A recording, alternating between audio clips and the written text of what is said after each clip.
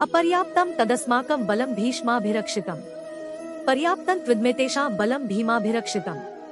हमारी शक्ति असीमित है और हम सब महान सेना नायक भीष्म पितामह के नेतृत्व में पूरी तरह से संरक्षित है, जबकि पांडवों की सेना की शक्ति भीम द्वारा भलीभांति रक्षित होने के पश्चात भी सीमित है। दुर्योधन के आत्म प्रशंसा करने वाले ये शब्द मिथ्याभिमान करने वाले मनुष्यों की वशिष्ठ उक्ति जैसे थे। जब उन्हें अपना अंत निकट दिखाई देता है, तब स्थिति का आकलन करने के पश्चात आत्म प्रशंसा करने वाले व्यक्ति अभिमान पूर्वक मिथ्या गर्व करने लगते हैं।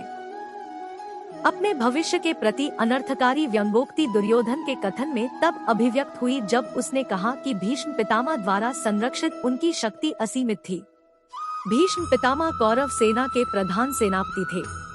उन्हें इच्छा मृत्यु और अपनी मृत्यु का समय निश्चित करने का वरदान प्राप्त था, जिससे वह वास्तव में अजेय कहलाते थे।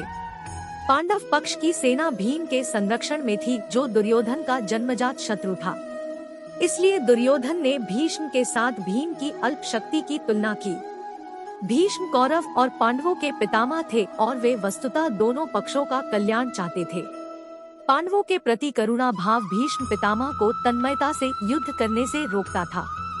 वे यह भी जानते थे कि इस धर्मयुद्ध में भगवान श्री कृष्ण पांडवों की ओर से उपस्थित थे और संसार की कोई भी शक्ति अधर्म का पक्ष लेने वालों को विजय नहीं दिला सकती। इसलिए भीष्म पितामह ने अपने नैतिक उत्तरदायित्व का पालन करने और हस्तिनापुर एवं कौरवों के हित की रक्षा हेतु पांडवों के विरुद्ध युद्ध करने का निर्णय लिया। यह निर्णय भीष्म पितामह के व्यक्तित्व के विचित्र लक्षण को रेखांकित करता है।